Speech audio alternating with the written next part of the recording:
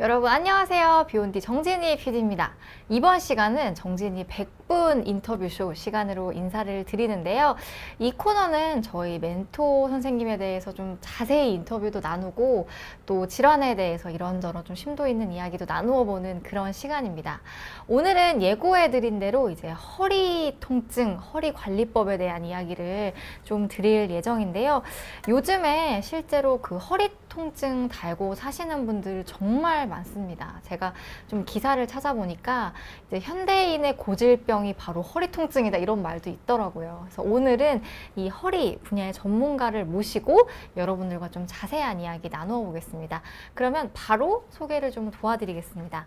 상계백병원 정형외과의 장동균 교수님 모셨습니다. 교수님 안녕하세요. 네, 안녕하세요.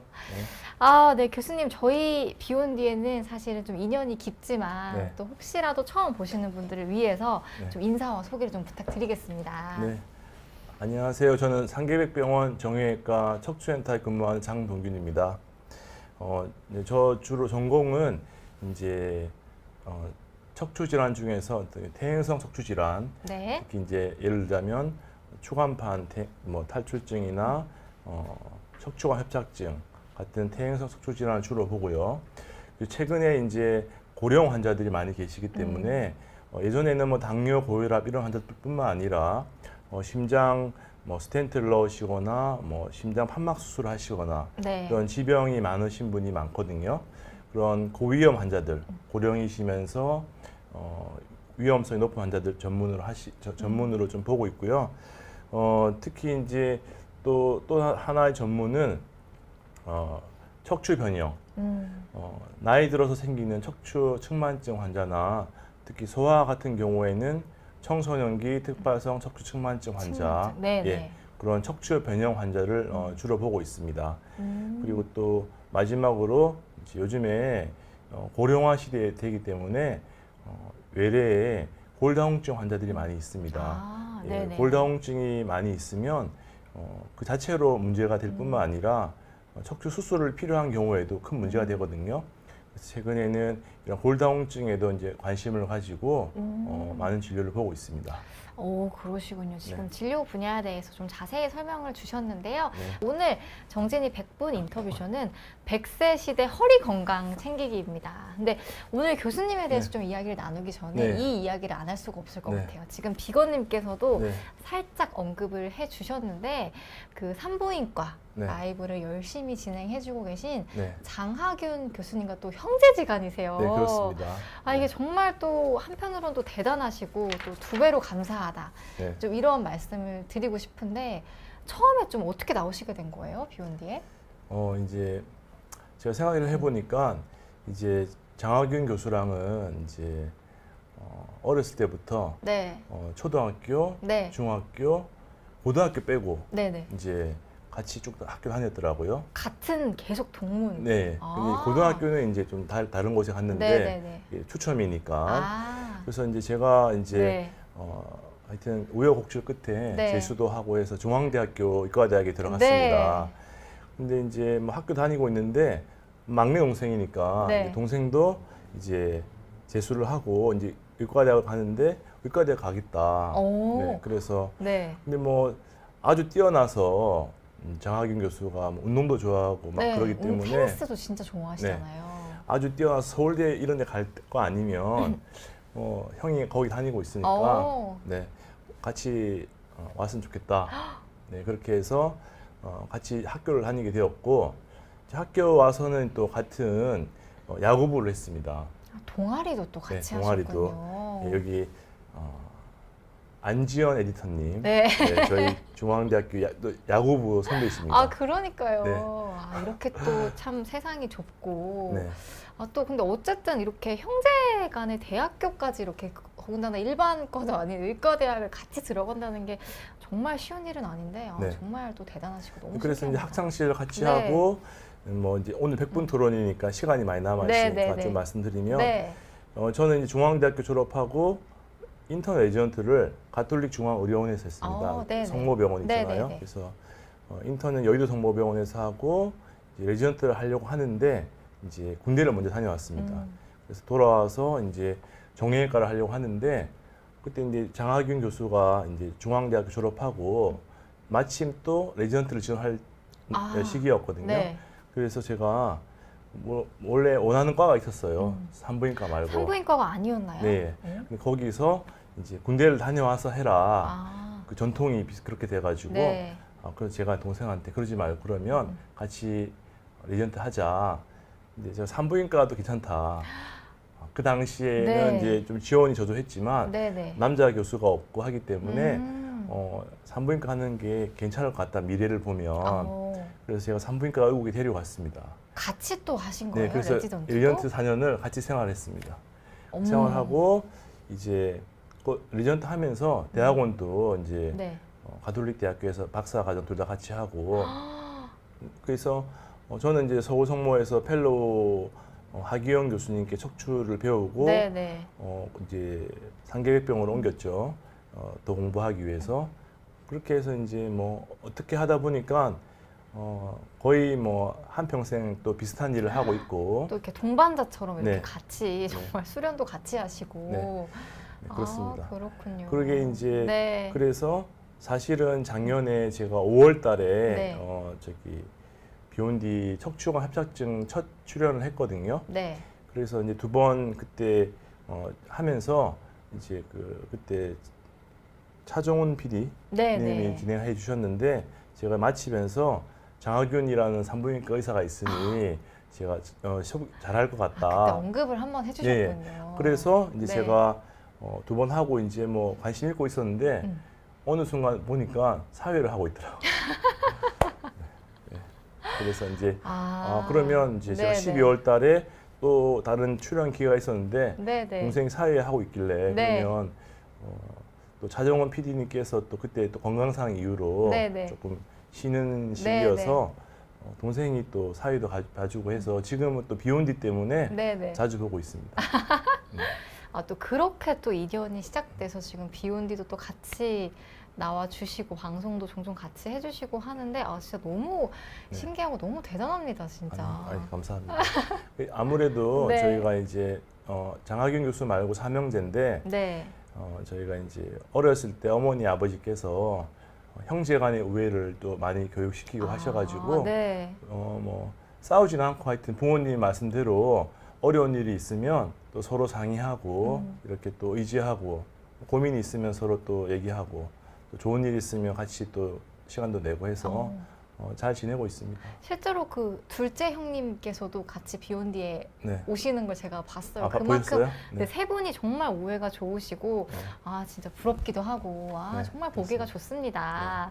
좋습니다. 네, 오늘의 주제가 100세 시대 허리 건강 챙기기입니다. 이제 뒷부분에 질환에 대한 이야기를 하면서 좀 어떤 질환이 뭐 어떻게 치료법이 된다라는 이야기도 좀 들려드리고 네. 여러분들께 도움이 되는 운동, 뭐 피해야 하는 운동 이런 이야기 들려드릴 텐데요. 그 전에 교수님에 대한 이야기를 좀 두런두런 나누고 있습니다. 네. 여러분들께서도 궁금하신 점 있으시면 질문 많이 주시면 저희가 잘 정리해놨다가 제가 잘 전달드리겠습니다. 고수진님께서 이야기 보따리를 풀면 끝이 없을 것 같아요. 너무 재밌다고 네. 지금 감사합니다. 이야기를 주셨고 또 윤희님께서도 강의 잘 듣겠습니다. 라고 말씀 주셨고요. 또 잠깐 위로 올려주시면 질문 하나가 들어와서 비건님께서 의사 진로도 다양한데 두 분 처음부터 교수님을 목표로 수련을 시작하신 건지 이런 질문도 주셨네요. 일단 저희가 의사가 되면 꼭 교수뿐만 아니라 밖에 나가서 이제 개원도 할 수 있고 네. 뭐 봉지기도 할 수 있고 연구도 할 수 있고 이렇게 다양한 길이 있는데 저 같은 경우는 일단 교수를 목표로 한 건 아니고 네. 일단 이제 처음에 시작할 때는 열심히 하자 일단. 딱 목표를 두진 네, 않으셨나 네. 봐요. 근데 공부 별로 좋아하지 않았습니다. 진짜요? 네. 그렇게 하시는 것 치고는 논문을 너무 많이 쓰셨는데 네. 이 얘기는 그래서 일단 이제, 잠시 후에 그래서 들려드리겠습니다. 이제 고등학교 때 네. 공부를 해야 되니까 네. 억지로 하다가 이제 대학교만 가면 공부 이제 안 할 수 해방이다. 있다. 해방이다. 했는데 이것도 졸업하려니까 공부하고 또 어떻게 하다 보니 교수 돼서 지금까지 공부를 하고 있습니다. 근데 본의 너무 그러니까 목표가 아니었는데도 너무 잘하셔서 또 네. 이렇게 길이 또 잘 풀리신 것 같은데요. 교수님의 자랑을 제가 조금 도와드리려고 합니다. 뭐냐면 제가 네. 사실 이 방송을 하기 전에 교수님께 좀 이력만 좀 간단하게 보내주세요라고 요청을 드렸는데 아니 논문을 너무너무 많이 쓰셨더라고요. 그래서 한번 제가 쭉 봤는데 개수를 처음에는 세보려고 했어요. 근데 너무 많아서 셀 수가 없더라고요. 그래서 어느 정도냐면은 그 논문 제목만 보내주셨는데 그게 24페이지가 되더라고요. 아, 진짜 대단하십니다. 그래서 관련해서 이제 수상도 정말 많이 하셨는데 작년에만 그 대한척추외과 학회 학술상 그리고 인제대학교 상계백병원에서는 이제 최우수 논문상을 수상하셨고 이제 올해 2022년에는 그러니까 2021년이죠. 네. 작년에 논문을 제일 많이 쓰셔가지고 최다 저술상. 저술상을 네. 수상하실 예정이라고 합니다. 네. 아, 너무 대단하시고 또 축하드립니다. 이거 감사합니다. 어떻게 되신 거죠? 아니 이제 네. 그 저희가 이제 의사이기 이전에 대학병원에 근무한 교수니까 환자를 보는 이런 임상 경험을 바탕으로 또 좋은 논문을 써서 좋은 결과를 제출하면 이게 또 다른 교수님들한테도 같이 척추하시는 교수님한테 도움을 드릴 수 있고 또 그게 또 보람된 일이기 때문에 하여튼 그게 또 주요한 교수의 업무 중에 하나입니다. 그래서 그렇게 하다 보니까 하나씩 또 이렇게 쓰게 됐고 혼자 쓸 수 있는 건 아니고 이제 제가 레지던트 할 때 이제 논문 지도해 주신 하기원 교수님이랑 계신데 그 어떻게 쓴지 논문도 많이 배웠고 네. 또 상계백병원의 석세희 교수님 그리고 또 뭐 김진혁 교수님 그리고 저 스승이신 교수님들이 많이 도와주셨고 네. 지금은 이제 고려대학교의 서승우 교수님하고 고려대학교의 그 안암병원에 제 또래가 있습니다. 네, 저기 네. 나이 비슷한데 양지혁 교수하고 이렇게 또 제 박사 학생 김홍진 선생하고 이렇게 해서 서로 또 상의하면서 하니까 덜 힘들고 같이 예, 또 같이 네, 그렇게 하니까 또 긍정적인 또 효과도 있고 해서 좀 많이 쓸 수 있었던 것 같습니다. 또 이렇게 겸손하시기까지 네. 하신데 지금 네. 비건님께서 네. 어쩌다 의대 가고 교수까지 되시고 수상도 할 수 있는 건 아닌 것 같다. 엄청 성실히 살아오신 것 같다라고 네. 말씀을 주셨는데 제가 조금 자랑을 덧붙이자면요. 그 SCI급 논문이 70편 이상 네. 되신다고 하고요. 그리고 교수님께서는 이제 그냥 임상적인 질환에 대한 그런 논문뿐만 아니라 이제 어떤 질병의 기전을 좀 파헤치기 위한 정말 그런 기초 과학 연구도 열심히 하신다고 들었습니다. 네. 네, 이렇게 좀 다양한 분야에서 하고 계신 것 같은데 좀 이유가 있을까요? 일단 저희가 이제 척추 같은 경우는 딱 생각하는 게 이제 마비가 될 수 있다. 그래서 실질적으로 젊은 나이에 네. 교통사고라든지 뭐 떨어지든지 이렇게 불의의 사고로 인해서 척수 손상을 받으면 마비가 될 수 있습니다. 네네네. 그래서 제가 근무했던 그 서울 성모병원에서는 이전에 전공이라든지 네네. 펠로우 할 때 그 지도 교수님이신 하기영 교수님, 김영훈 교수님이 계신데 그 예전부터 오랫동안 동물 실험을 통해서 척수 손상에 대해서 많은 연구를 하셨습니다. 그래서 네네. 또 스님의 영향이 있으셨군요. 네, 그래서 네네. 척수 손상에 대해서 좀 뭐 동물 실험할 기회도 있었고 최근에는 아까 전에 말씀드렸듯이 골다공증 골다공증 환자가 이제 또 많고 골다공증이 많이 문제가 되고 있기 때문에 거기에 또 관심을 가져서 최근에는 이제 다른 외부의 기초 교수님하고 같이 해서 골다공증의 이제 유전자에 대해서 같이 연구를 준비하고 있습니다. 아, 유전자 연구까지. 네, 그 어떤 골다공증이 네네네. 잘 생기거나 또 치료를 네네. 했는데 잘 안 낫는 분이 계시거든요. 그런 분들은 어떤 유전자 특성이 있을까? 그래서 단일 유전자 분석을 해서 싱글셀 어널리시스인데 이렇게 해서 좀 보려고 지금 준비하고 있습니다. 근데 너무 흥미로운데요. 그게 만약에 진짜 밝혀지면은 어떤 네. 유전자와 골다공증 간의 연관이 있다는 게 네. 밝혀지면은 네. 이렇게 치료하는데도 궁극적으로는 네. 유전자를 분석을 네. 해서 치료를 하면 임상 개발 약에도 이제 적용할 수 있고 그러니까요. 도움이 될 것 같습니다. 너무 대단하십니다. 아니. 그것이 빨리 이제 결과가 나와서 정말 네. 치료약에도 적용이 될 수 있는 날을 한번 기다려 보겠습니다. 네. 고가영님께서 교수님 진짜 대단하시다고 네. 이제 명의에 나오시는 건 시간 문제도 또 이런 극찬을 또 네, 좋은 말씀 감사합니다. 네, 저희 해주셨고요. 꼭 명의 이런 게 중요한 게 아니라 네. 자 본인 일에 이제 조금 열심히 하다 보면 네. 저걸 목표로 할 수는 없고 네. 그냥 아직 제가 젊기 때문에 열심히 네. 그냥 하는 게 중요한 것 앞을 같습니다. 향해 나아가시겠다. 또 네. 이런 말씀을 주셨고요. 네. 또 고수진님께서 이런 질문 주셨네요. 혹시 취미가 있으신지 장하균 선생님은 네. 테니스에 대한 이야기를 그때 많이 해주셨거든요. 네. 네. 그때 막 금상 이런 것도 수상하셨다고 제가 네. 들었던 것 같은데 교수님 혹시 뭐 비슷한 취미 있으신가요? 그게 제 단점인데 네. 저는 병원 생활 하는 거 외에는 특별한 취미가 없습니다. 진짜 워커홀릭이신 거 아니에요? 워커홀릭일 수도 있어요. 그래서 논문이 이렇게 많이 나오시나 봐요. 작년에 제가 네. 1년 동안 휴가를 하루도 안 갔습니다. 말도 안 돼. 진짜요? 네. 아마 저희 병원에서 혼자인 것 같은데요. 아니 휴가를 있으시잖아요. 근데 네. 그러니까 좀 할당 대학 교수님들도 할당받은 휴가가 좀 있나요? 저희도 1년에 한 22일 정도. 네. 근데 한 개도 안 쓰셨다고요? 일부러 안 가는 게 아니라 네. 이게 뭐 굳이 뭐 가야 될 필요성도 못 느끼고. 말도 안 돼. 네. 저 믿을 수가 없어요. 네. 휴가 다녀오셨어요? 저는 지난주에도 다녀왔는걸요. 네. 저는 이제 그래서 특별한 그건 없고 이제 네. 주로 이제 병원 마치고 집에 가기 전에 이제 네. 헬스장 가서 러닝머신 이렇게 좀 걷고 이 네네네. 정도 목욕 좋아하고 그렇게 하고 네. 있습니다. 그러시군요. 그래서 작년에만 교수님께서 쓰신 논문이 17편이라고 합니다. 이게 와, 이제 가능한 수치인지 모르겠는데 네. 정말 대단하십니다. 네. 저는 이제 네. 아까 말씀드렸듯이 네. 많은 수도 있는데 네. 또 더 훌륭하신 교수님들 많이 쓰시는 교수님들 많이 계시기 때문에 그런 교수님들에 비하면 제가 또 겸손하시기까지. 네. 그런 좀 그렇습니다. 저도 처음 봤습니다. 휴가 하루도 안 쓰신 교수님. 아이고, 또 질문을 주셨는데요.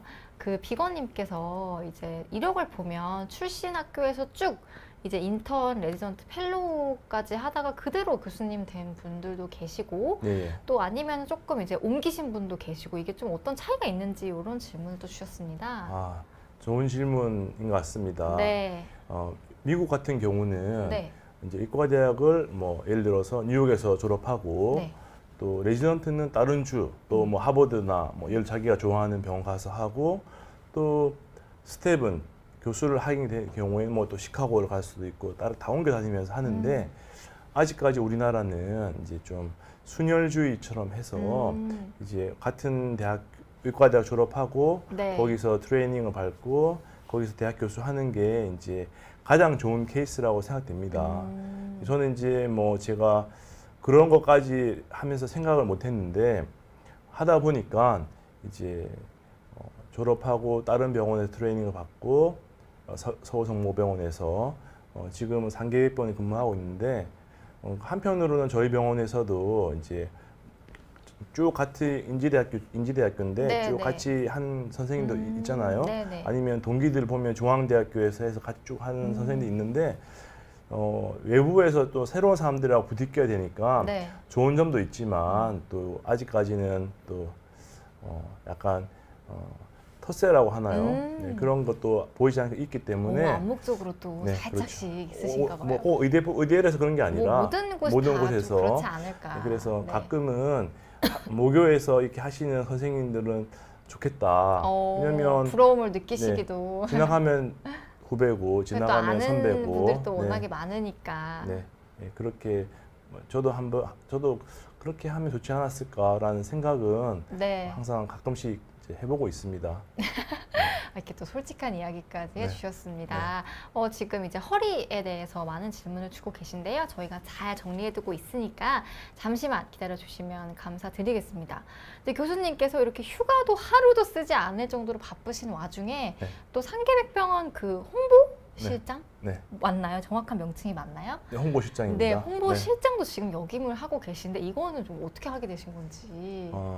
제가 이제 의대에서 이렇게 또 척추를 하고 있지만 네.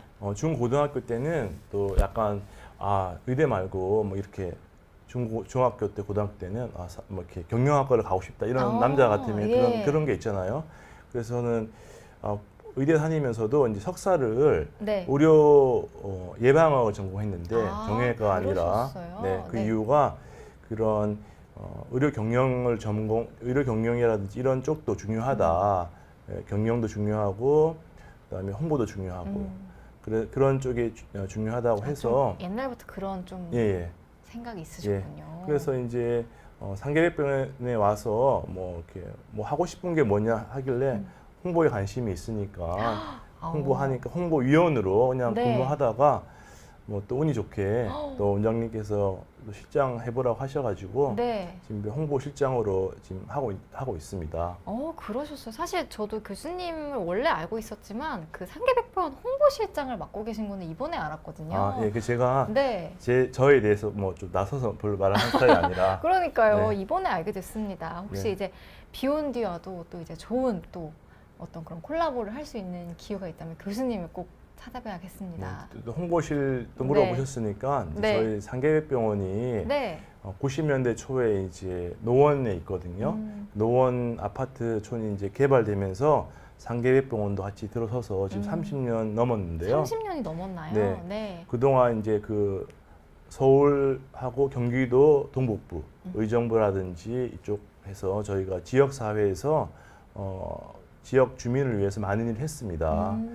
하지만 이제 병원 지은 지가 30년이 넘어가지고 네. 새로 지은 병원에 비해서 시설적인 면에서 이제 조금 낙후된 면이 있는데 또 인제대학교 저희 의료원이나 네. 또 저희 상계백병원에서 올해 대대적인 리모델링 공사를 통해서 올해요? 22년에 계획이 있나요? 예, 그 외래부터 해서 네네네. 수술방까지 찾아오시는 환자분들한테 그래도 조금이라도 좋은 의료 환경을 제공드리기 위해서 대대적인 리모델링과 공사를 예정하고 있으니 근처에 사시는 네네. 지역분들은 또 상계백병원 지금까지 해주셨듯이 네. 끊임없는 많은 성원 부탁드리겠습니다.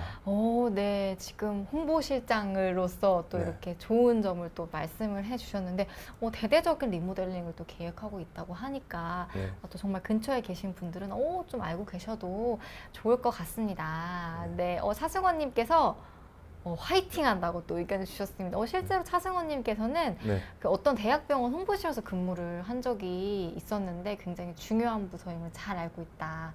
또 이런 댓글을 주셨습니다. 네, 지금 교수님에 대한 또 이런저런 이야기를 나누고 있는데 교수님께서 사실은 가장 고민하고 있는 부분이 있다고 합니다. 뭐냐면 이제 환자분들이 좀 언제 치료를 받아야 하는지 그런 어떤 치료 시기 그리고 꼭 수술을 받아야 하는지 이런 부분에 대해서 평소에 고민을 굉장히 많이 하신다고 네. 들었습니다. 네. 그래서 이제 저희가 척추라고 하면 네. 척추 수술 만약에 입장을 바꿔놓고 보면 네. 척추 수술은 겁나서 받기가 매우 어려울 것 같습니다. 되게 좀 막연하게 굉장히 좀 큰 수술이고 좀 네. 두렵다는 생각이 조금 있으시죠. 왜냐하면 혹시 마비 생기면 네, 어떡하나. 네. 그래서 하지만 이제 고령화 시대에 접어들면서 이제 척추 질환을 가진 환자가 많은데 저희가 이제 그만큼 신문을 보면 척추 광고가 굉장히 많습니다. 뭐 무슨 치료 효과가 있다. 네네. 그래서 이제 환자분들도 이제 너무 많은 또 광고도 있고 또 정보도 많고. 정보도 많고 네. 이렇게 하다 또 왜냐면 또 수술을 받기 겁나시니까 이제 어떤 치료를 해야 되는지 이 병원 가서 얘기 들어보고 저 병원 가서 얘기 들어보고 이렇게 하다 보니까 정작 마비가 발생해서 이렇게 수술적 치료가 필요한 환자임에도 불구하고 이제 무조건 시술이라든지 이런 약물 치료 이런 것만 주장하시는 분도 계시고 그렇게 시기를 놓쳐서 이제 수술을 하더라도 마비가 안 돌아오는 경우가 많이 있거든요. 네네네네. 예, 또 어떤 분들은 이제 또 수술적 치료가 필요 없는 그런 덜 심한 환자인데 이제 무조건 또 수술해달라고 이렇게 또 본인이 결정해서 오는 분이 많이 계십니다. 그렇군요. 그래서 네네. 그런 분들을 보면서 이제 환자분들에게 이제 어떻게 하면 이게 또 도움을 줄 수 있을까 이런 거에 대해서 이제 많은 또 고민을 하고 있습니다. 그렇군요. 좀 네. 실제로 아무래도 정보가 또 너무 많고 하다 보니까 네. 아, 이게 좋은 거 아닌가, 저거 좋은 거 아닌가 이런 네. 또 생각도 많이 요즘엔 또 하시는 것 같아요. 네. 근데 이제 실제로 어떤 의사와 환자 간의 어떤 그런 의사 결정 과정도 굉장히 중요할 것 같은데 네. 혹시 좀 환자로서 좀 네. 알아두어야 할 그런 마음가짐 이런 게 좀 따로 있을까요? 일단은 네. 환자분들이 이제 고령 다 처한 위치가 다 다르기 때문에 네.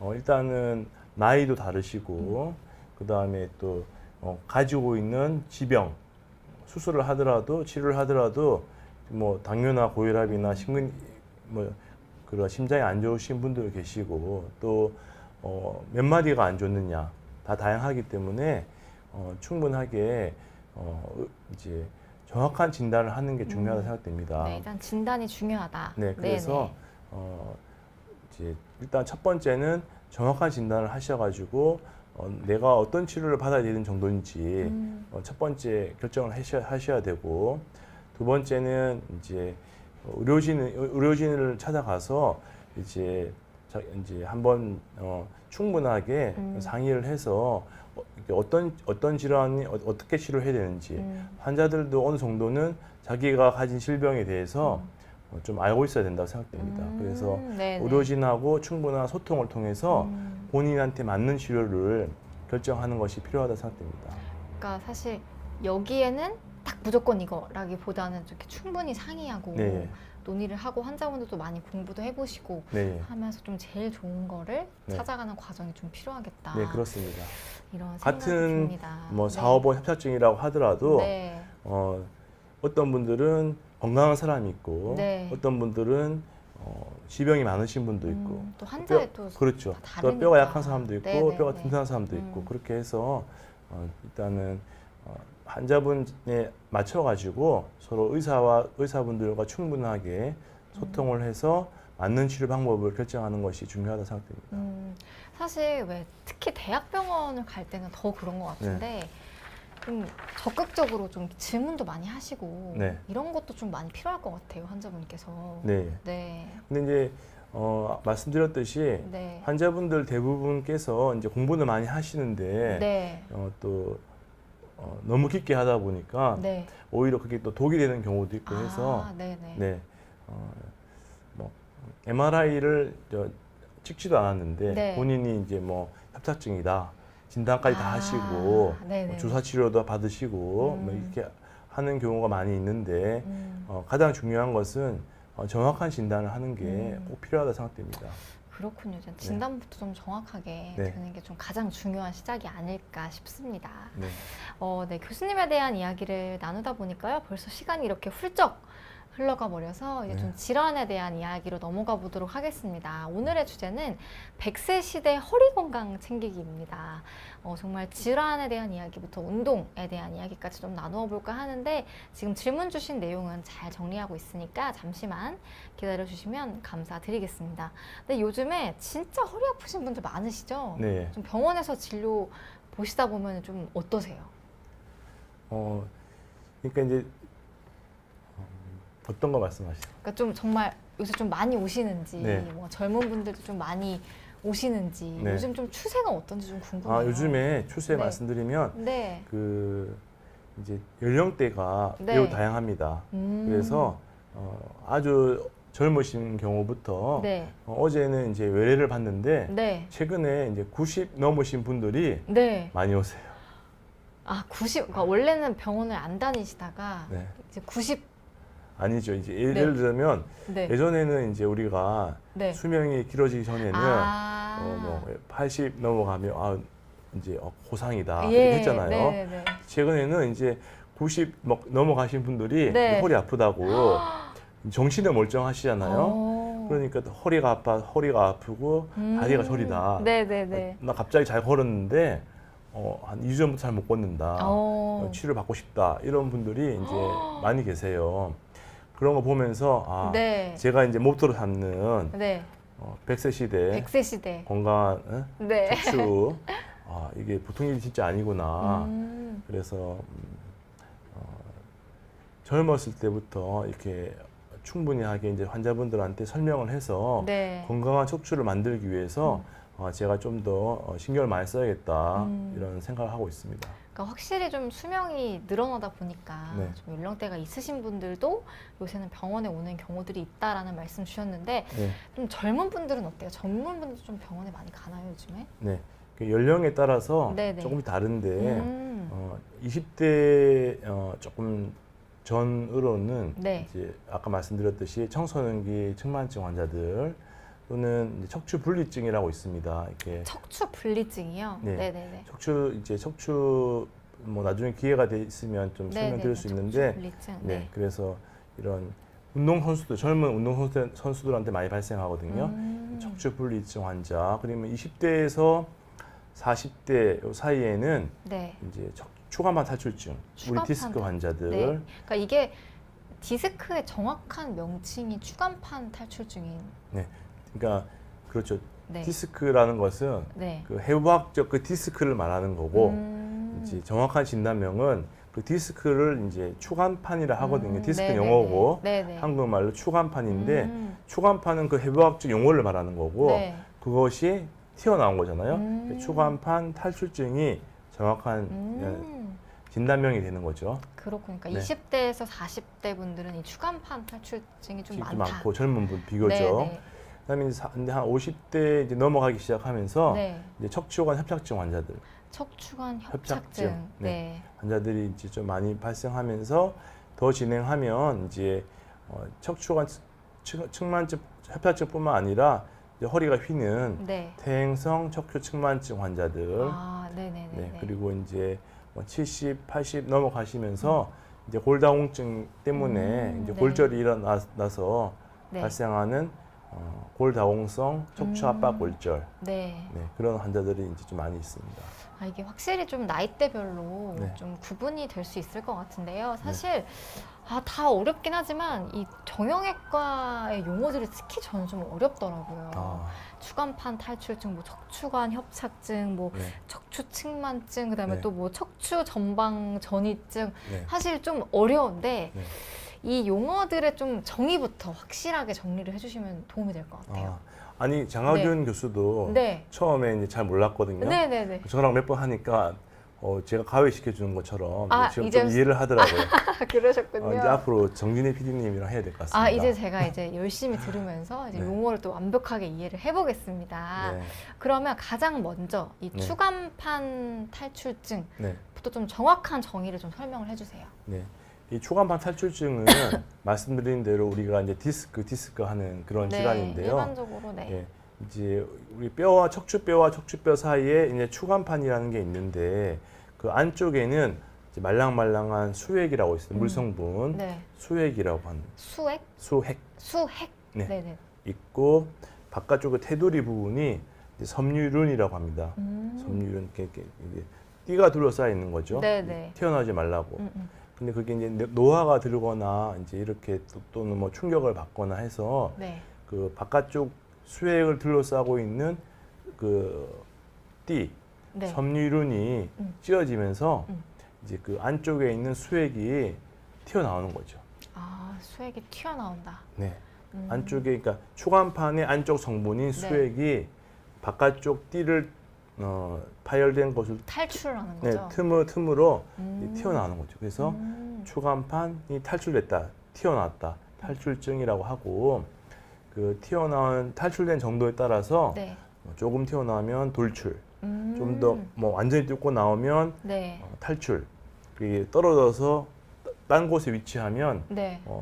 격리됐다, 유리됐다. 이게 그렇게 그 정도에 따라서도 용어가 다르군요. 돌출, 탈출, 뭐 격리. 예, 맞습니다. 이런 식으로 네. 용어가 좀 더 구체적으로 디테일하게 좀 분리를 할 수가 있다라고 네. 설명 주셨습니다. 네. 민디이님께서 맞습니다. 병명 너무 어렵다고 어렵죠? 또 공감을 해주셨고 윤희님께서는 추간판 탈출이 실제로 있다고 또 말씀을 주셨습니다. 근데 이 추간판 탈출증 있는 분들이 사실 저희 비욘디 라이브를 하다 보면 정말 많으시더라고요. 네. 근데 사실 이런 것도 되게 궁금해요. 너무 허리가 아파서 나 디스크 있는 것 같아 라고 네. 그냥 오해하시는 분들 있잖아요. 네. 이게 좀 증상으로 구분할 수 있는 법이 좀 있나요? 일단 이제 척추 질환 같은 경우 이제 추간판 탈출증, 그다음 제일 많은 게 척추관 협착증 같은 척추관 경우는 협착증. 예, 네네. 추간판 탈출증 같은 경우는 네. 수액이 탈출되어서 네. 이제 신경을 누르게 됩니다. 신경을 누르면 그 신경이 이제 담당하고 있는 분절에 통증이 나타납니다. 통증이 나타나고 이제 그다음에 감각 이상, 그다음에 더 심하게 진행하면 이제 다리 힘이 떨어지는 거죠. 아, 힘이 떨어진다. 근력이 떨어지는 네네. 거죠. 그렇게 해서 주로 허리 통증보다는 다리에 통증이 나타나는 거죠. 다리 통증, 다리 쪽에 통증과 감각 이상이 나타나고 그게 더 심해지거나 기간이 오래되면 신경 손상이 심해지면 마비가 발생하게 되는 거죠. 아, 실제로 윤희님께서는 그 방사통과 마비도 있었다고 말씀 주셨는데, 네. 근데 이게 좀 헷갈릴 수 있을 것 같아요. 왜냐면 다리가 아프니까 네. 이게 허리를 의심해야 된다는 거를 잘 모르시는 분들도 계실 것 같은데, 네. 다리가 좀 아프다, 그리고 심할 때는 뭐 마비 증상, 힘이 없다, 네. 방사통 좀 이런 말씀을 해주셨는데, 이 방사통이 이렇게 좀 찌릿찌릿하면서 아픈 통증이 맞나요? 정확하게? 네, 맞습니다. 이게 우리가 태어난 네. 그 추간판이 신경을 누르게 되면 이제 환자분들께서는 증상을 다양하게 표현합니다. 어떤 분들은 네네네. 이렇게 아프다고 표현하는 분도 있고, 네네네. 어떤 분들은 뭐 저리다, 저리다. 땡긴다. 네네네. 뭐 시리다. 그거는 이제 조금씩 다른 것 같습니다. 표현하시는 게. 하여튼 그 다리에 통증이 심하다. 감각 이상과. 그래서 요즘에는 이렇게 비욘디라든지 의학 채널이 많이 있어가지고 이제 이런 시청자분들이 지식이 높아져가지고 아 다리가 이상하면 허리가 문제가 있구나를 많이 아시는데 네. 예전에는 잘 모르시는 분들이 많아서 네네. 다리 진료를 보러 먼저 가십니다. 아. 네, 그래서 네. 다리 쪽도 진료 보시고 또 주로 또 다리도 하시면 이 엉덩이 부분 있잖아요. 우리 네. 엉치를 하거든요. 엉덩이 부분에 엉치 통증이 있는데 그게 있으니까 이제 정형외과에 고관절 진료를 보러 많이 가십니다. 아, 엉덩이. 엉덩이 고관절에 문제가 있는 줄 알고 네네네. 그래서 우리 비욘드 시청자분께 말씀드리고 싶은 거는 허리에 문제가 있어서 신경이 눌리면 그 엉치가 아프거나 다리가 저리거나 통증이 있을 수 있다. 그렇기 때문에 그런 경우에는 허리의 질환을 꼭 의심해야 된다. 말씀드리고 싶습니다. 네, 이거를 좀 꼭 기억해 주시면 좋겠습니다. 또 네. 증상은 아주 다양하지만 네. 통계는 내은명님께서 말씀 주신 것처럼 기어다니는 느낌이라고 또 표현을 벌레가, 해주셨고 벌레가 이렇게도 기어다니- 좀 표현을 하시나 봐요. 네, 그렇습니다.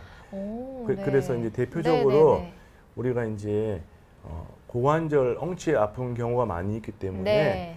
그 고관절이 아픈 고관절 자체가 문제가 있는 경우는 우리가 체중을 디뎠을 때, 체중 부하를 했을 때, 그러니까 그쪽으로 딱 체중이 실렸을 때 네네. 아프면 그 고관절의 문제일 가능성이 높고, 아, 체중을 실어봐라. 예. 네네네. 네, 그럼 그 관절이 아프니까 네.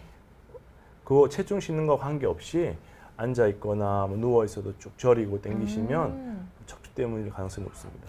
아, 또 그렇게 또 구분을 해보시는 네. 또 방법을 또 설명을 주셨습니다. 네. 지금 릴리님께서 그 조금 증상이 있으신 것 같아요. 한쪽 엉치뼈 쪽 통증이 있고 다리 저림 증상이 있는데 네. 아, 혹시 이제 좀 가까운 병원을 가면 네. 좀 큰 장비들이 없을까봐 좀 걱정이 되시나 봐요. 처음부터 좀 큰 병원을 가는 게 좋을까 이런 질문을 좀 주셨는데 네.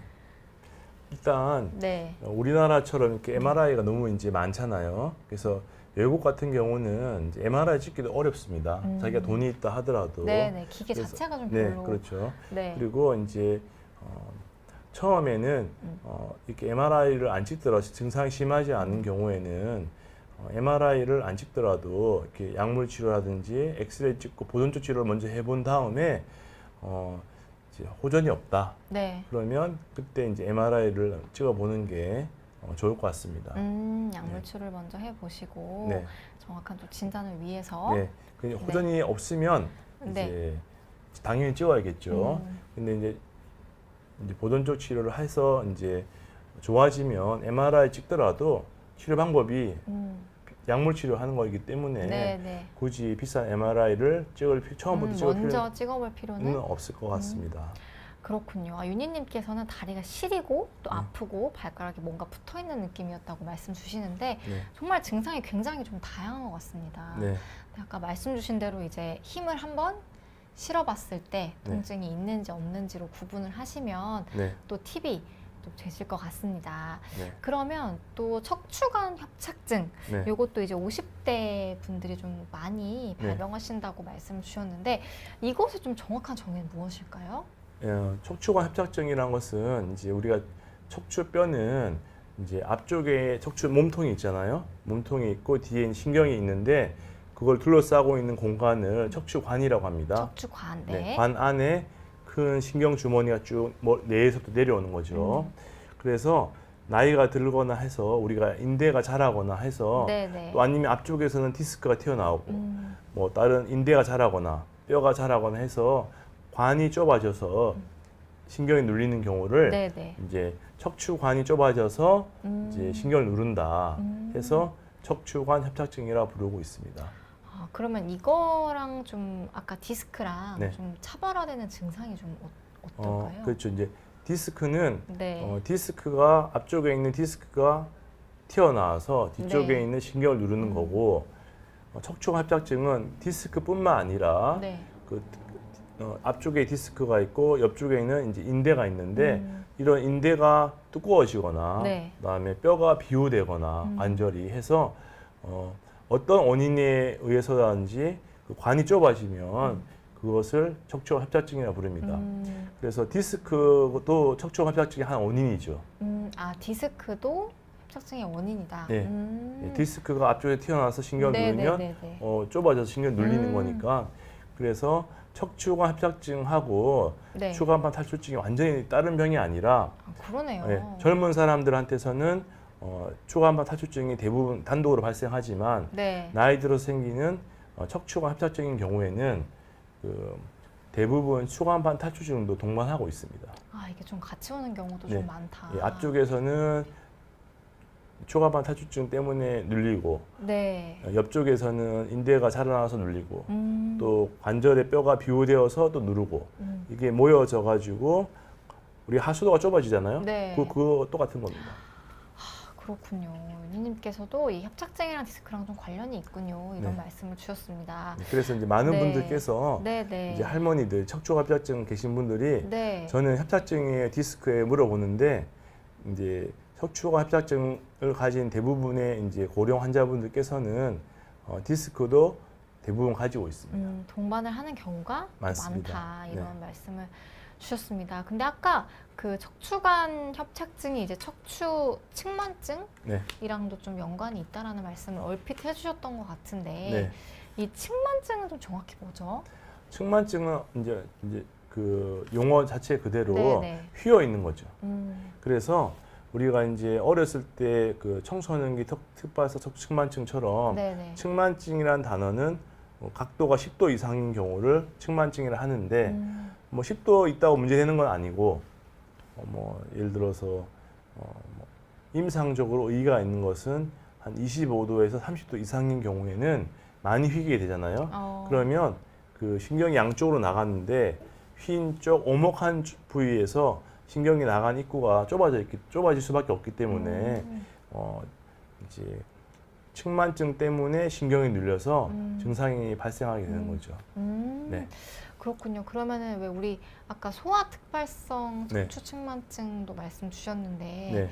이게 어른이랑 아이랑 좀 다른 점이 좀 있나요? 이게 뭐 생활하다가 생기는 건지 아니면 좀 이게 선천적으로 생기는 건지 또 궁금합니다. 네. 청소년기에 생기는 측만증의 정확한 명칭은 네. 청소년기 특발성 척추 측만증입니다. 아, 네네. 청소년기란 것은 11세부터 17세 사이에 발생하는 11세부터 11세. 17세. 예, 그렇죠. 네네. 우리 청소년기 때. 네. 특발성이란 것은 원인을 정확하게 모른다는 뜻입니다. 아, 특발성. 원인을 모른다. 왜냐하면 원인이 너무 많다. 네네. 유전적인 거일 수도 있고 뭐 다른 거일 수도 있고 원인이 굉장히 많습니다. 그래서 원인을 정확하게 알 수는 없다. 이 사람한테 이게 왜 일어났을까? 그래서 특발성이란 것은 원인이 정확하게 알 수 없는 척추측만증 10도 이상 휘어 있는 환자를 이제 청소년기 특발성 척추측만증이라 하는 거죠. 네. 음.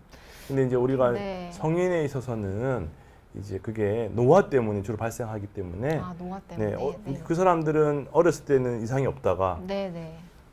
나중에 뭐 50대 이후부터 찍다 보니까 조금씩 허리가 휘어 있네. 더 진행하다 보니까 이제 많이 휘는 거죠. 그래서 문제가 발생하니까 퇴행성 척추측만증, 퇴행 때문에 원인이 그 노화에 의한 퇴행성 때문에 발생한다 해서 퇴행성 척추측만증이라고 하고 있습니다. 그렇군요. 이게 네. 좀 아이랑 어른이랑 네. 조금 다르네요. 네. 그리고 아까 이제 70대에서 이제 90대 아주 네. 좀 고령이신 분들은 이제 골다공증과 그리고 골절을 좀 제일 주의해야 한다라는 말씀 주셨는데 좀 여성분들이 아무래도 좀 더 많겠죠. 어때요? 네. 대부분 이제 여자분들이 많습니다. 네, 남자들은 이제 골다공증이 있는 경우 좀 드물고요. 그래서 이제 이 골다공증이 이제 문제가 되는 이유가 이제 골다공증이 왜 발생하느냐? 젊었을 때 이제 뼈가 이제 튼튼한 사람들은 누구나 이제 감소를 하는데 그러면 젊었을 때 이제 좋게 만들어 놔야 되는 거죠. 감소 속도는 똑같습니다. 이렇게. 아, 네. 근데 수명이 길어지니까 이제 자꾸 떨어지니까 점점 더 떨어지는 거군요. 네, 문제가 되는 아, 거죠. 네네네. 네, 그래서 이제 처음에는 이제 50대 때는 이제 넘어져서 골다공증이 심한 사람들이 이제 손목을 부러지는데 그 다음에는 한 70대쯤 되면 네. 척추가 부러집니다. 그 다음에 이제 80 넘어가면 고관절이 고관절. 부러져요. 네, 그래서 요즘에 막 수술 받으신 분들 보면 90대 가까운 분들 많이 계십니다.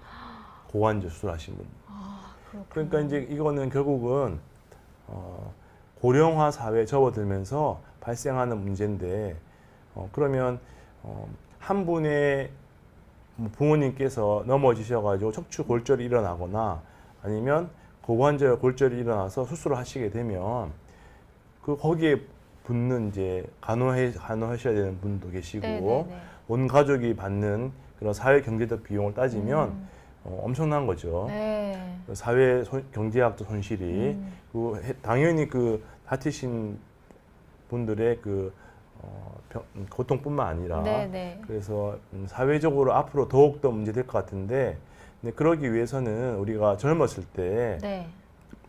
피디님처럼 3, 40대 때부터 이제 관리를 잘 하는 게 골다공증으로 인해서 나중에 이제 나이 드셔가지고 네. 문제가 발생하지 않는 중요한 방법 중에 하나입니다.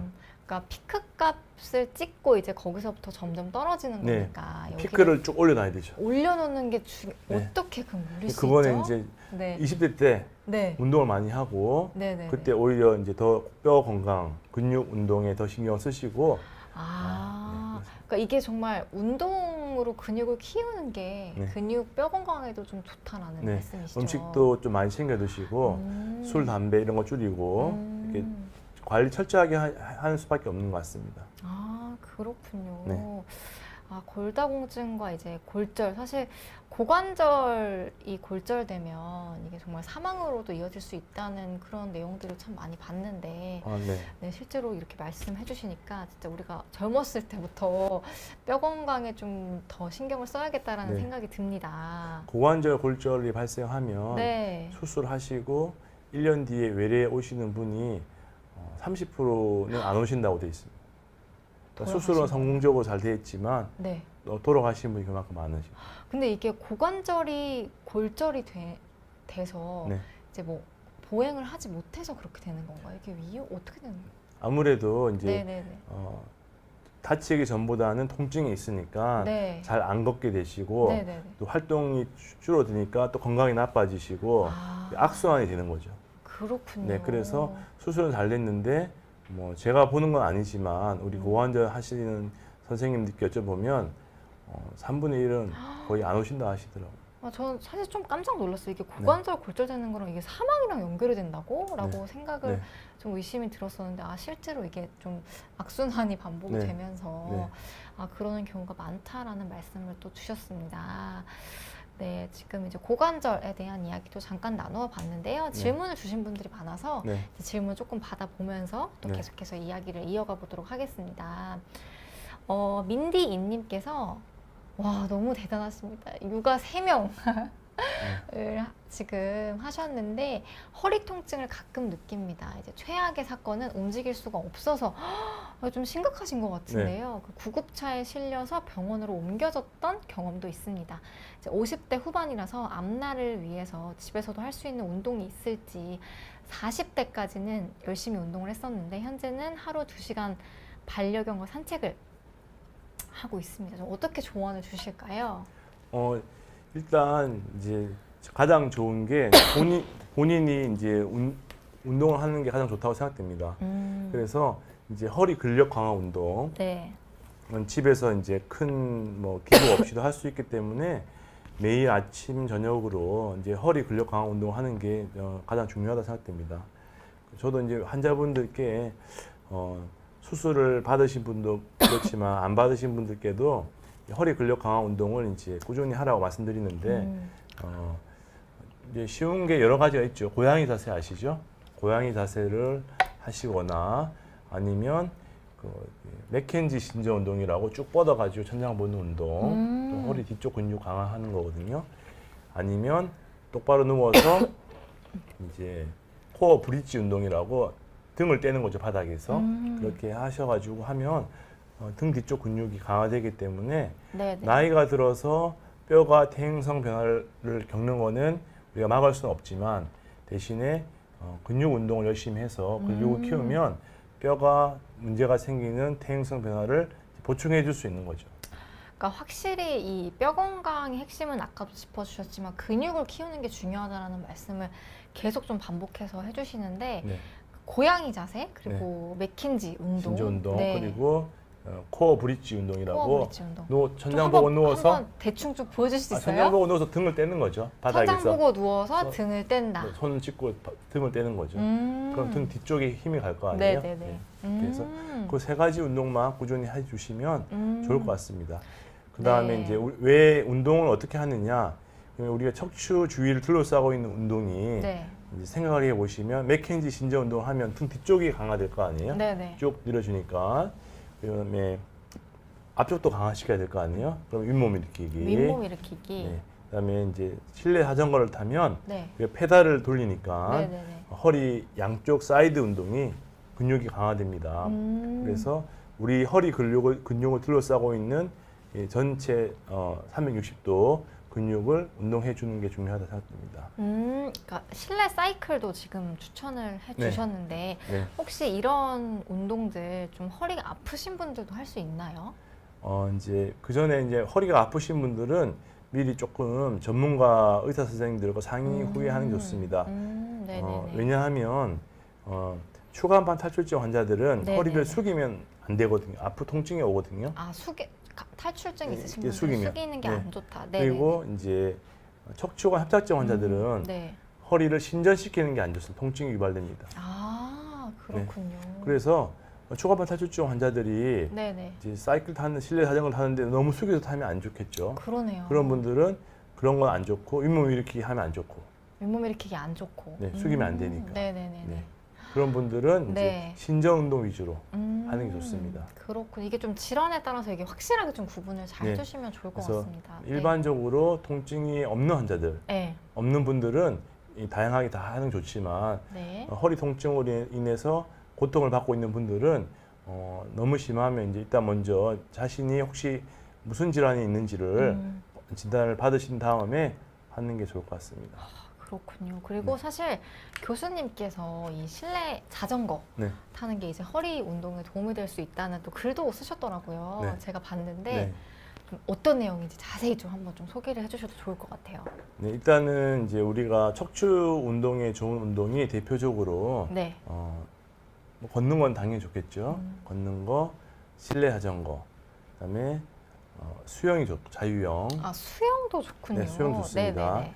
그렇게 그래서 실내 자전거는 걷는 거와 마찬가지로 이제 대표적 유산소 운동이기 때문에 또 일단 기본적으로 좋은 운동이고 말씀드렸듯이 이제 페달을 돌리잖아요. 네. 그러면 옆쪽 근육이 강화되니까 옆쪽 근육이, 네. 허리 근육에 좋습니다. 그리고 음. 무엇보다도 이제 우리가 이제 운동을 할 때 비가 오나 눈이 오나 꾸준히 하는 게 좋은데 네. 아무래도 집에 실내 자전거가 있으면 날씨와 관계 받지 않고 꾸준히 할 수 있기 때문에 네. 또 좋은 것 같습니다.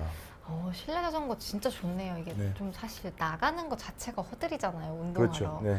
근데 집에서 약간 TV 틀어놓고 네. 이렇게 운동 사이클 돌리는 거는 네. 그래도 조금은 할 수 있지 않을까 이런 생각이 좀 듭니다. 네. 윤희님께서는 지금 플랭크, 브릿지, 맥킨지 운동 한다고 하시는데 굉장히 잘하고 계신 거죠? 네. 그리고 또 크리스틴님께서 질문을 주셨는데 혹시 그 자전거 무릎 관절이 안 좋다고 들었는데 괜찮은 거군요. 이런 또 말씀을 주셨습니다. 네, 그 자전거 타실 때 이제 페달의 위치가 중요한데 위치요? 네. 네네네. 페달의 위치가 이제 페달이 제일 낮게 떨어지는 부위 우리가 보통 거기에 다리를 펴고 했을 때 네. 무릎이 살짝 굽혀진 정도. 이게 다 펴지는 것보다 조금. 예, 조금 살짝 굽혀진 정도가 좋습니다. 그렇군요.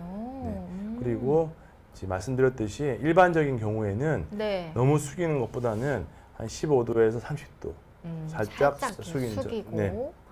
그런 경우가 좋고 네. 또 허리가 아프신 분들은 이제 또 등받이 있는 또 실내 자전거가 좋습니다.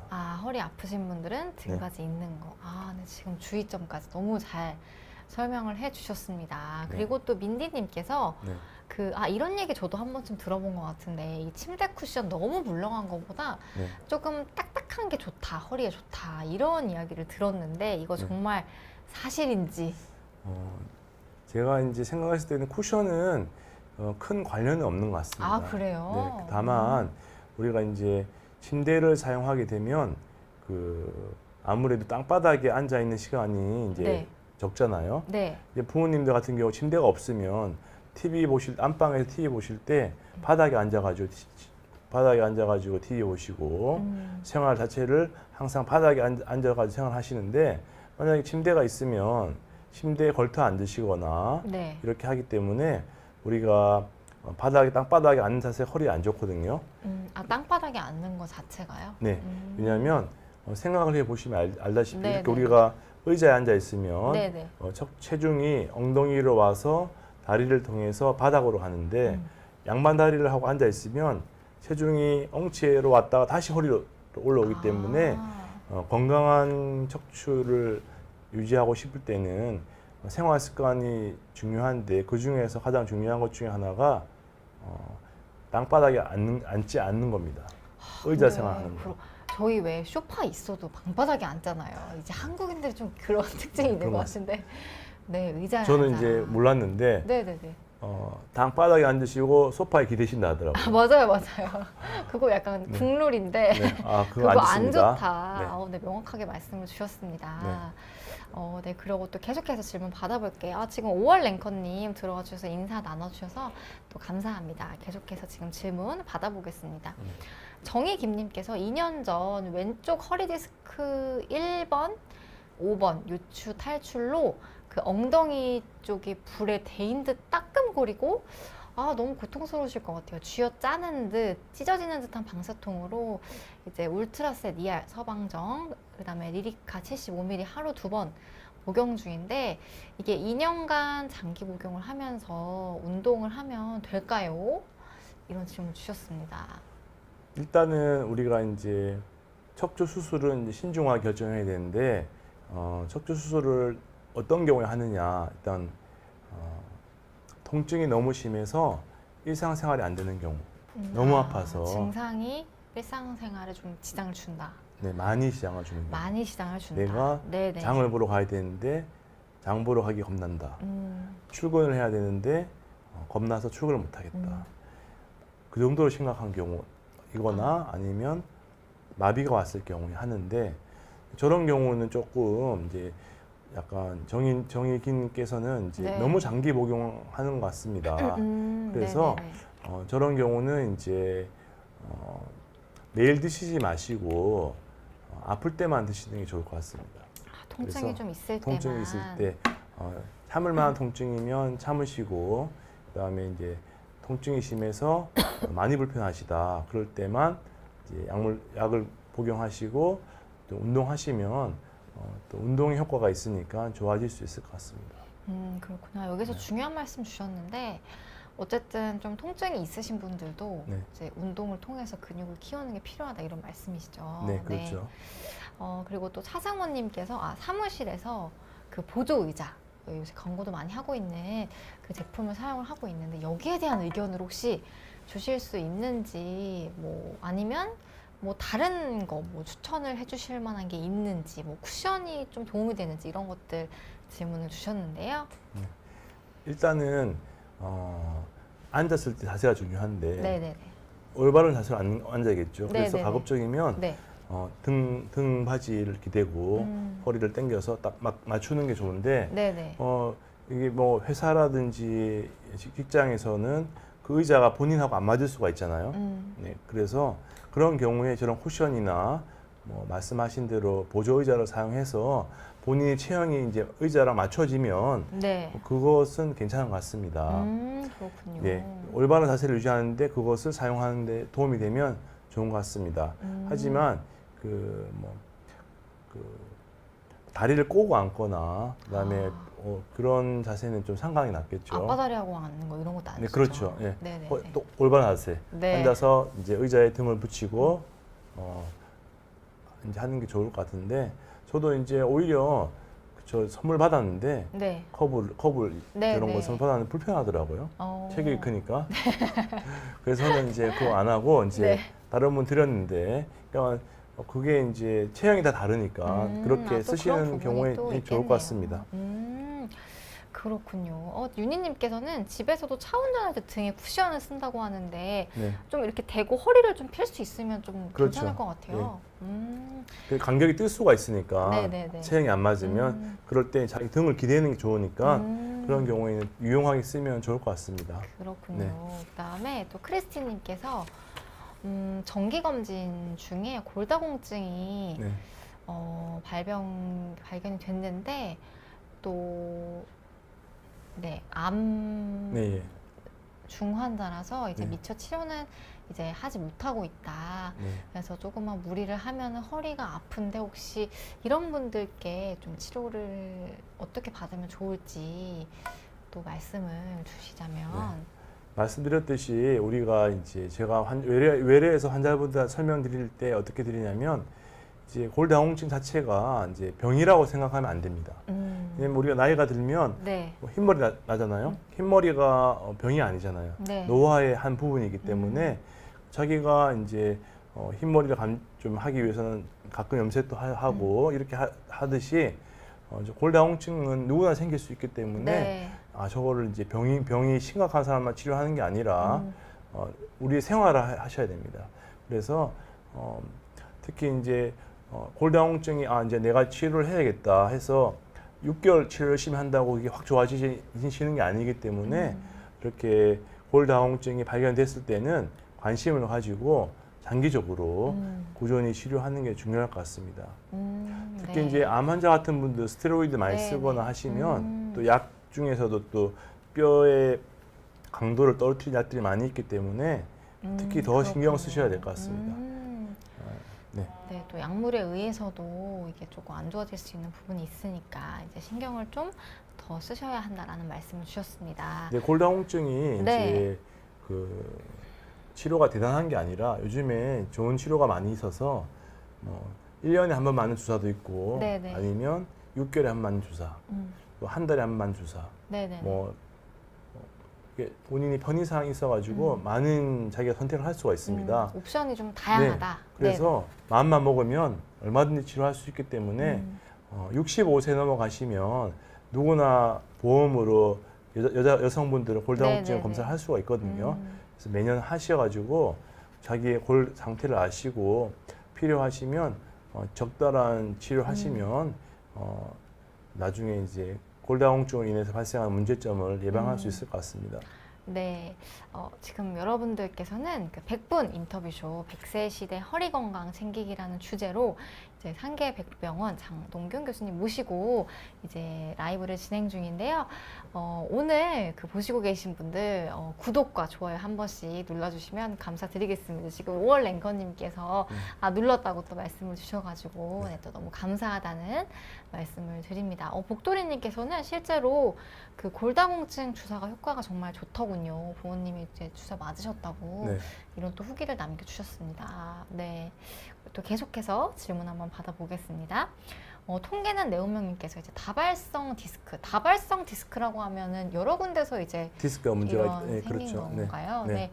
그래서 외상으로 디스크 탈출된 부분에 이제 신경 충격으로 신경인성 방광과 회음부 통증이 생겼다고 하셨는데 이 상황 좀 설명을 해주시겠어요? 신경 충격으로 이렇게 좀 생길 수가 있나요? 네, 우리가 이제 허리 네, 쪽 네, 말고 네. 이제 네, 네. 허리 아래쪽을 이제 엉치 쪽에 이제 네.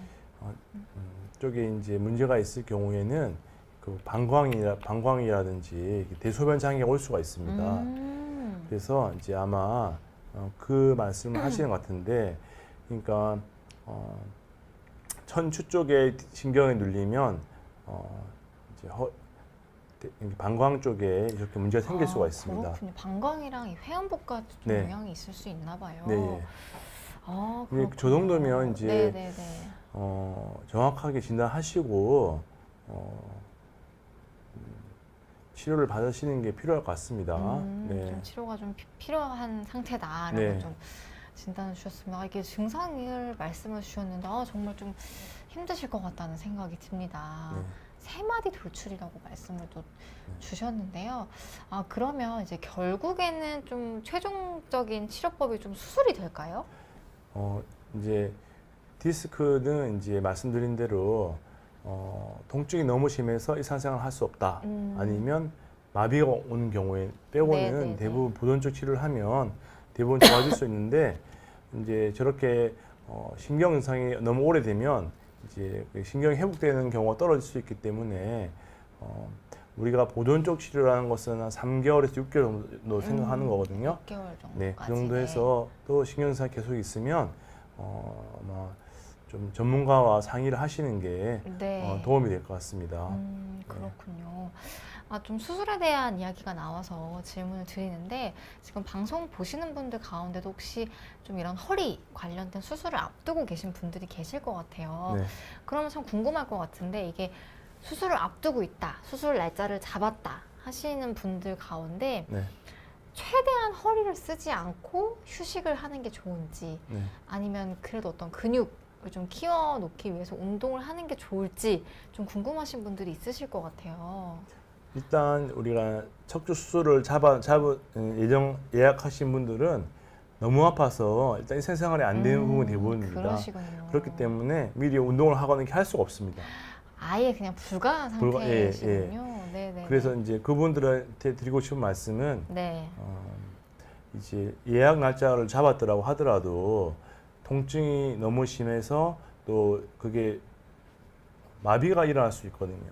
그런 경우는 이제 발가락이 힘이 떨어지거나 근력이 떨어지는 경우에는 좀 체크해 보시고 그런 증상이 발생했을 경우에는 저녁에 응급실이라도 빨리 그 예약한 병원 찾아가서 말씀하면 아마 응급수술에 해당되면 빨리 수술을 해야지 신경이 회복되는데 돌아올 확률이 높습니다. 그러니까 마비 증상은 정말 이렇게 긴급한 시그널이라는 거죠. 네. 이게 이러다 말겠지 하실 증상이 아니고 네. 응급실이라도 가서 얼른 좀 확인을 해봐야 할 증세다라고 네. 좀 말씀을 주셨습니다. 그리고 지금 안난조님께서 질문 주셨는데 척추병 중에서 제일 위험한 게 전방전이증인가요? 이런 질문 주셨습니다. 우선 이 전방전이증 어떤 건지 좀 용어에 대한 설명을 좀 해주시면 좋을 것 같아요. 네. 전방전이증이라는 것은 이제 예를 들어서 4, 5번 척추 전방전이증 이렇게 이게 제일 많은데 5번 뼈에 비해서 4번 뼈가 이제 앞으로 밀려 나와 있는 거죠.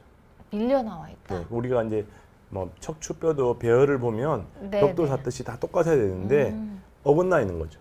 뼈 자체가. 네. 그래서 전방으로 전이가 되어 있다. 음. 아래쪽 뼈에 비해서 위쪽 뼈가 앞으로 빠져 있다 해서 전방 전이증이라고 합니다.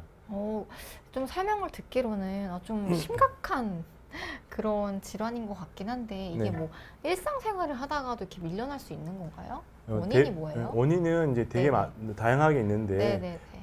뭐 다른 척추 질환처럼 마찬가지로 이제 퇴행성인 경우도 원인이 될 수 있고, 그래요? 네, 그 다음에 선천성일 수도 있습니다. 나 선천성일 수도 네, 있다. 선천성일 수도 있고, 아니면 다쳐서 외상 때문에 발생할 수도 있고, 또 이제 우리가 이제 이저대 수술을 받은 환자 같은 경우는 이제 눌린 걸 제거한다고 조금 척추의 정상적인 조직을 제거하는데 그게 없다 보니까 이제 불안정해서 조금씩 이제 밀려나가서 전방 전이증이 생길 수가 있습니다. 네, 그래서 원인은 다양하게 발생할 수 있는데 네네. 나타나는 증상은 아까 말씀드렸듯이 결국은 척추 전방 전이증이라고 해서 결국은 척추 협착증 증상이랑 똑같이 나타납니다. 저렇게 해서 이제 어긋나더라도 신경이 눌리기 때문에 네네. 척추 협착증의 한 원인일 수 있는 거죠. 전방 전이증. 그러니까 이게 결국에는 좀 다 맞물려 있는 것 네. 같아요, 교수님. 네. 그러면 어쨌든 이런 전방 전이증이 나타났다고 하는 건 조금 좀 심각한 상태다 이렇게 이해를 해도 될까요? 네. 그렇군요. 조금 좀 위험한 안 좋은 상황이다라고 좀 설명을 주셨습니다. 그럼 또 계속해서 질문을 받아보겠습니다. 여윤님께서 그 훌라후프가 허리에 도움이 되는지 아니면 해가 되는지 궁금하다 이런 질문 주셨는데요. 훌라후프는 좀 어떻게 보시죠? 훌라후프는 이제 만약에 허리가 이제 큰 문제가 없는 분들은 네.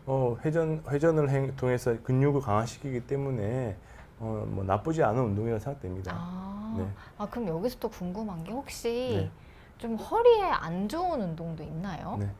이제 네. 허리에 안 좋은 운동은 일단 이제 그 한방향 운동, 한방향 운동. 네, 그러면 골프, 그다음에 배드민턴, 테니스 같이 한쪽으로만 계속 하는 운동 있잖아요. 그렇군요. 네, 그거는 이제 허리에 안 좋기 때문에 좀 피해야 되는데 골프 좋아하시는 분들이 뭐 골프 허리 안 좋다고 하지 마라고 한들 멈출 수 멈출 수 않을까요? 없잖아요. 네. 네. 그래서 제가 드리고 싶은 말씀은 네. 충분한 네. 준비 운동을 하고 다른 분들보다 더 신경 써서 준비 운동을 한 이후에 골프라든지 뭐 배드민턴, 테니스 하시라고 설명드리겠습니다.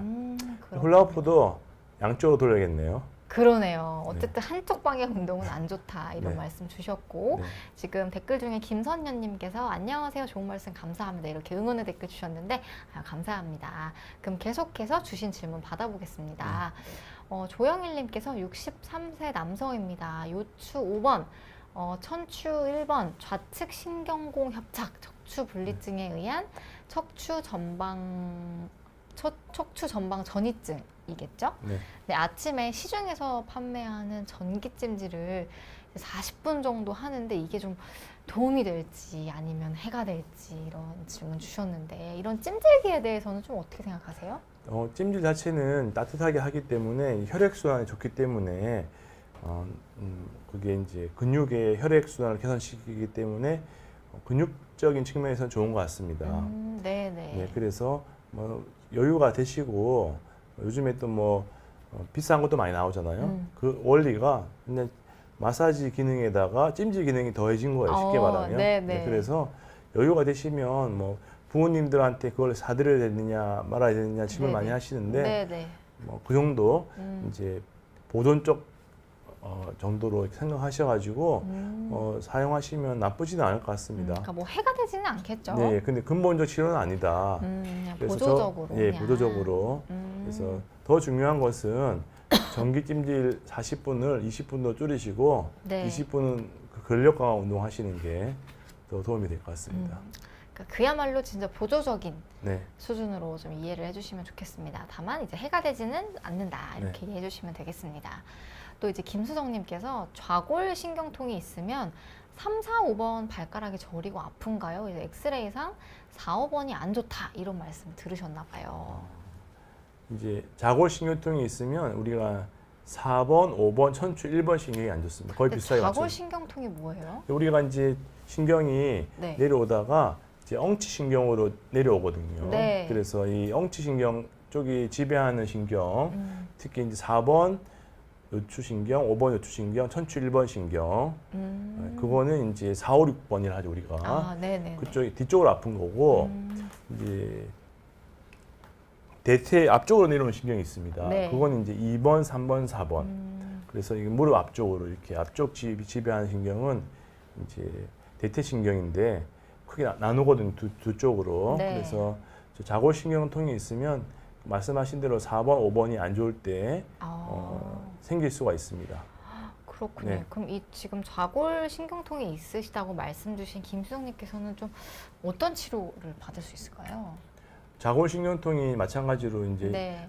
척추 협착증의 증상인데 이런 척추 협착증이라든지 디스크 추간판 탈출증이라든지 척추 전망 전이증이라든지 치료는 크게 두 가지로 나눌 수가 있습니다. 네. 첫 번째는 보존적 치료, 약물, 물리치료, 그다음에 뭐 주사치료 그런 뭐 근력 강화 운동 이런 보존적 치료를 해볼 수가 있고 네. 증상이 계속 지속이 되면 이제 정 안 된다. 그러면 수술적 치료를 나눌 수가 있는 거죠. 네, 그래서 일단은 충분한 보존적 치료를 해본 다음에 네네. 증상의 호전 여부에 따라서 이제 어떤 수술적 치료가 필요할지 아닐지 결정하면 될 것 같습니다. 근데 아까 그 보존적 치료를 한 3개월에서 6개월 정도 좀 본다 이런 말씀을 주셨는데 실제로 좀 수술까지 가게 되는 경우가 한 대략적으로 한 몇 % 정도 되나요? 대부분 한 7, 80% 좋아지는 것 같습니다. 그렇군요. 네. 그러니까 사실 뭐 당장 빨리 수술을 해야겠다라고 이렇게 서두를 필요는 없나 봐요. 네, 척추 수술은 네. 최대한 신중히 최대한 최후에 신중히 결정하는 것이다. 최후의 방법이다. 근데 이게 7시 20분인데 네. 만만치가 않네요. 뭐가요? 시간이? 시간이요? 이거 금방 가죠? 아니요. 정인희 PD님 힘드시겠는데요? 저요? 아닙니다. 아닙니다. 괜찮으세요? 아니, 저는 네. 생각보다 빨리 간다는 말씀을 그래요? 해주신 줄 알았어요. 아. 교수님, 좀 힘드신가요? 아니 이게 더워가지고 여기가 좀 덥죠? 더워요. 이제 네. 여러분, 여기가 아무래도 조명도 빵빵하고 그러다 보니까 조금 네. 덥습니다. 저희가 항상 나와주신 분들께 죄송한 부분인데. 제가 이제 목소리가 좀 안 좋아서 말을 오래 하다 보니까 약간 네. 신 목소리가 나서 네네네. 좀 듣는 분이 좀 불편하실까봐. 저는 네. 너무 똑같은데요? 그래요? 네. 알겠습니다. 네, 물 한 잔 하시고 천천히 이제 진행해 주시면 좋겠습니다. 사실 이게 100분이 사실 좀 긴 시간일 수도 있는데 벌써 지금 20분밖에 안 남았어요, 교수님. 저는 시간이 굉장히 부족하다고 생각하고 있던 찰나였는데 얼른 그러면 우선 목 좀 축이시고 네. 남은 질문들을 받아보겠습니다. 복도리님께서 아이스크림 하나 주셨습니다. 감사합니다. 네, 교수님 사실 이게 말씀을 많이 하시다 보면은 좀 네. 진료도 보시고 하시다 보니까 좀 힘드실 텐데 조금만 힘을 내주시면 저는 괜찮은데요? 감사드리겠습니다. 괜찮습니다. 네. 감사합니다. 그러면 또 계속해서 질문을 받아보겠습니다. 그리고 또 피터팬님께서 41세 여성입니다. 허리 추간판 탈출 수술은 안 했습니다. 신경 차단술 여러 번 하셨고 이제 약 드시면서 지냅니다. 이제 1년 후에 터진 디스크는 다시 거의 흡수가 돼 있습니다. 그 후 이제 엉덩이 통증이 좀 심하게 있습니다. 약을 먹으면 12시간 무통이고 하루 2번 먹습니다. 지금 리리카, 울트라셋, ER, 세미서방정, 그 다음에 위장약 계속 약 먹고 걷기 운동을 하다 보면 통증이 잡히는지 꼭 좀 답변을 부탁드립니다. 이렇게 좀 질문을 주셨습니다. 우리가 많은 대표적인 연구 결과에서 네. 허리 디스크 수술을 한 경우하고 그다음에 수술하지 않는 경우 결과가 어떻게 되냐 비교를 했더니 2년이 지나니까 결과가 똑같더라. 잠시만요. 수술을 한 경우, 경우나 안 안 한 한 경우나 네. 2년이 지났더니 결과가 똑같더라. 어머? 네. 그러면 수술을 왜 하느냐? 네. 그렇죠. 안 해도 안 해도 결과가 똑같은데. 네. 그러면 이제 그분들을 왜 하느냐? 참을 수가 없기 때문에 하는 겁니다. 참을 수 내일을 없는 오늘 통증. 밤을 못 자는 거예요. 아파서. 그렇군요. 근데 아니 2년 뒤에 있으면 똑같다고 설명을 드려도 네. 자기는 무조건 해야 된대요. 지금 당장 해야 된다. 당장 입원시켜달라고. 아. 오늘 왜냐면 밤을 새고 옵니다. 너무 아파서. 그러니까 잠을 못 주무시는 거죠? 네. 화장실도 못 가고. 아이고. 네, 그 정도로 심한 분들이에요. 그렇군요. 그래서 말씀하신 대로 터펜피님께서 저 정도면 수술에 해당되지 않습니다. 그래서 아직 2년도 안 지났고 해서 이제 그렇게 약물 치료, 운동 치료하면 시간이 점점 2년, 3년 지나면 결국은 똑같아지기 때문에 잘 버티시면 될 것 같습니다. 대신에 이제 약 먹는 간격을 조금 줄이시고 네. 시간이 지날수록 그다음 잘 버티시면 이제 결국은 이제 통증은 많이 좋아질 것 같습니다. 그렇군요. 네. 막 급하게 막 수술 생각하는 경우는 아니다. 네, 이런 2년 버티실 수 말씀을 있으면 버텨라. 2년까지는 한번 좀 버텨봐라. 보자. 네. 네, 말씀 주셨습니다. 근데 네. 이제 너무 아픈 분들은 네네네. 무슨 소리 하느냐? 단양 수술 받아야 된다. 그렇군요. 네. 저도 네. 이제 아니 입장을 바꿔놓고 생각하면 젊은데 수술 내가 왜 받아? 하지만 그분들은 그런 게 아니에요. 그러니까 사실 선택의 옵션이 없는 그런 네. 상황이신 거죠, 네. 그분들은. 뭐 말씀 들어보면 저는 네네. 그런 경험을 해보지는 않았지만 네. 3일 동안 밤새고 왔대요. 외래가 잡혀 있으니까 네네. 뭐 오늘이 목요일이면 네. 월요일부터 밤을 새고 온 거예요. 잠을 한숨도 못 잤대요. 근데 그런 분들은 좀 바로 어쨌든 수술을 네. 진행해야 되는 상황인 거죠. 네, 너무 그 정도로 아픈 경우를 이제 제가 수술에 해당되는 통증이라고 말씀드리는 거죠. 그렇군요. 네.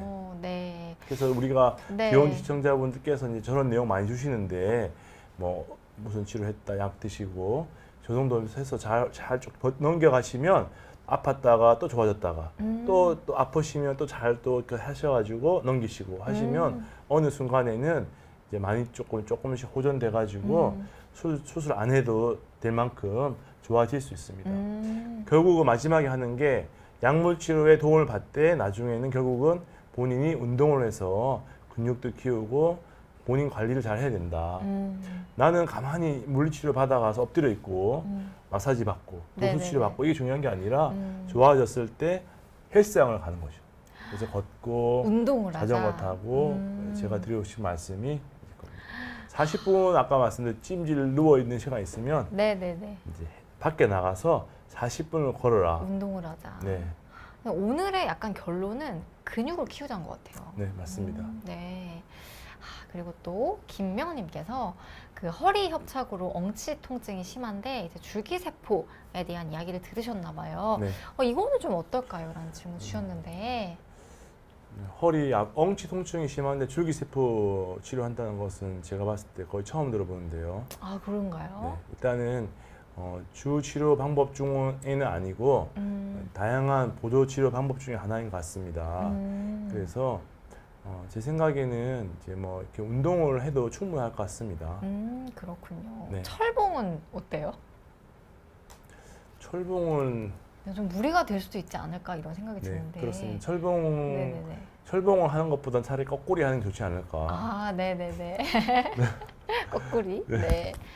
근데 그 2년이 버텨보면 좀 네. 괜찮아질 수 있다는 말이 많은 분들께 좀 희망이 된 것 같아요. 네. 윤희님께서도 그렇고 정혜김님께서도 2년 됐는데 호전된다는 말씀을 정말 행복합니다. 이런 네. 댓글도 주셨습니다. 모든 사람이 그렇다는 게 아니라 음.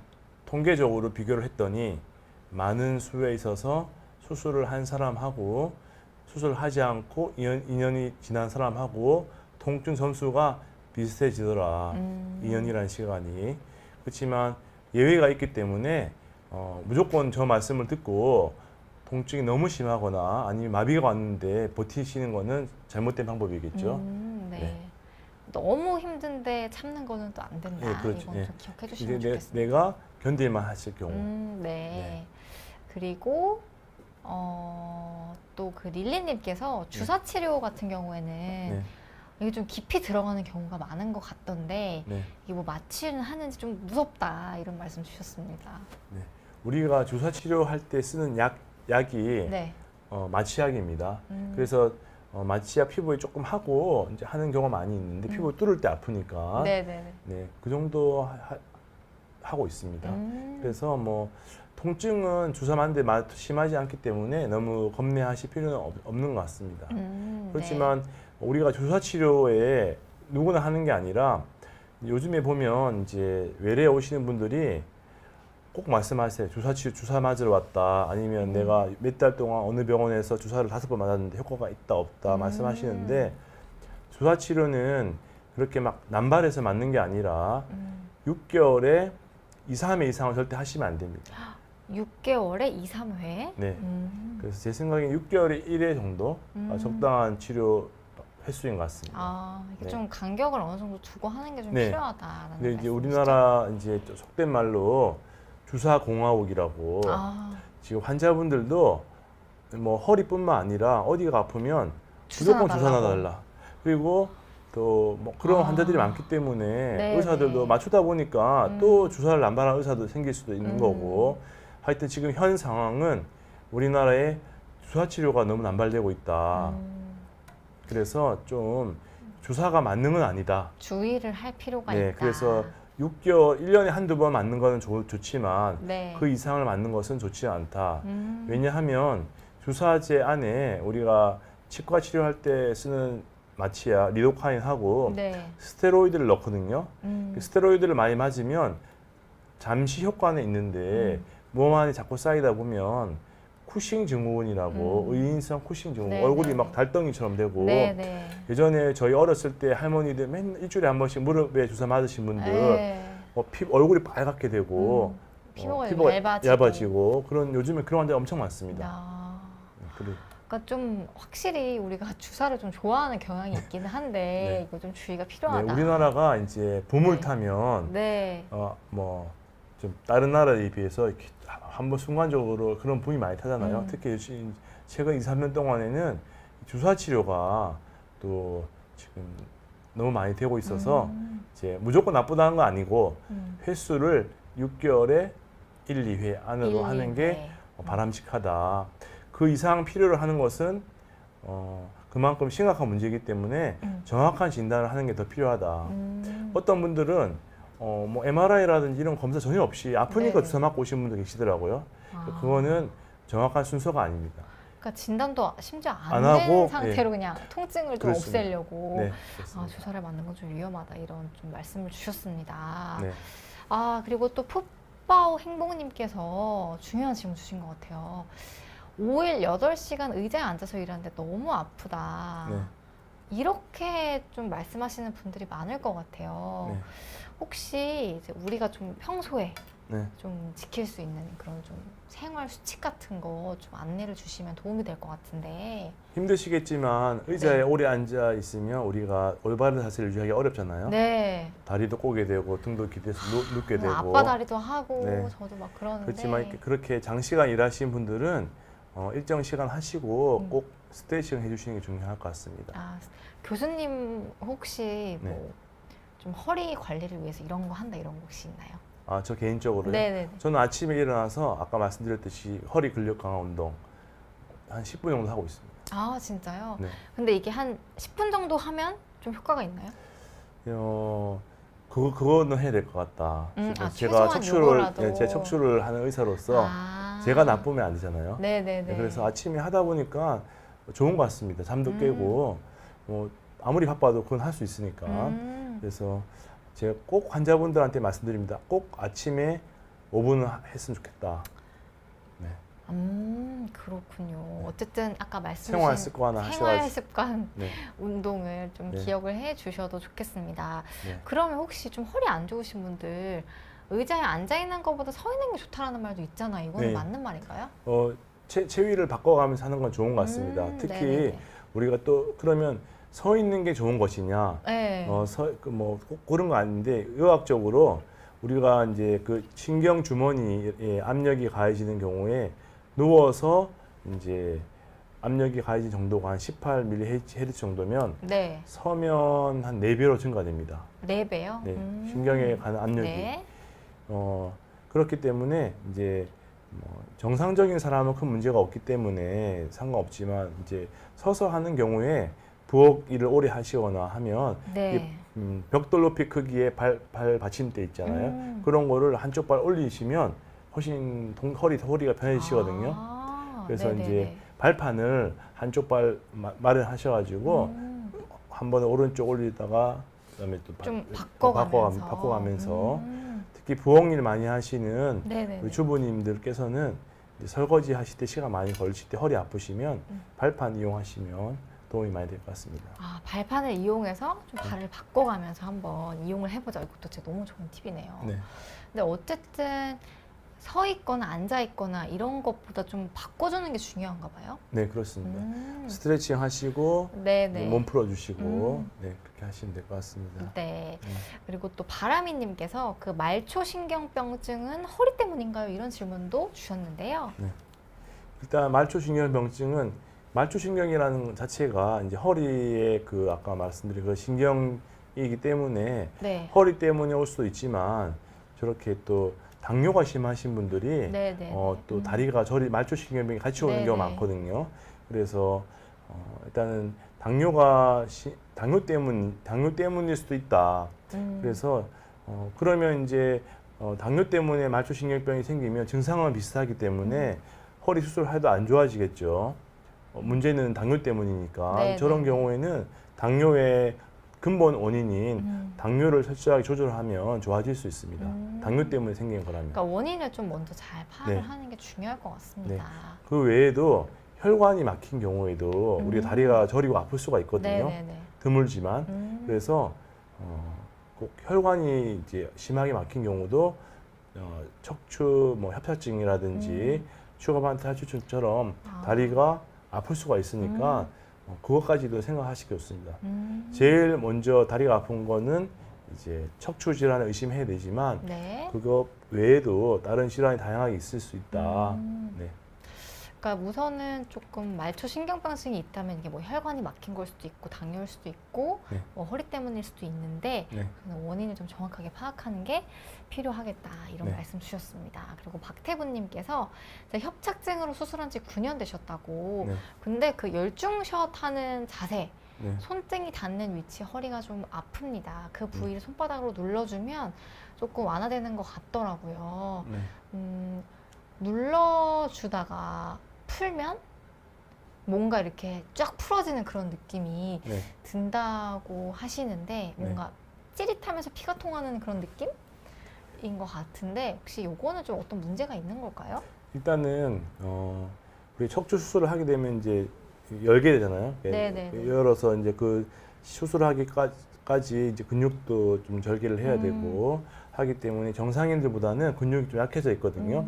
그래서 아무래도 이제 수술 후에 근육이 약해져 가지고 생길 수 있는 원인이 제일 높습니다. 근육, 네. 네네네. 그래서 저도 이제 한 6개월 지나시면 이제 그 뭐 다리 저린 건 좋아졌는데 네. 허리가 아프다. 그런 분들은 네. 허리 아프다고 수술을 할 수는 없거든요. 근본적으로 고칠 수가 없습니다. 허리 아픈 거는. 그래서 수술로 고칠 수가 없습니다. 자기가 운동을 해야 됩니다. 운동, 네. 허리 운동.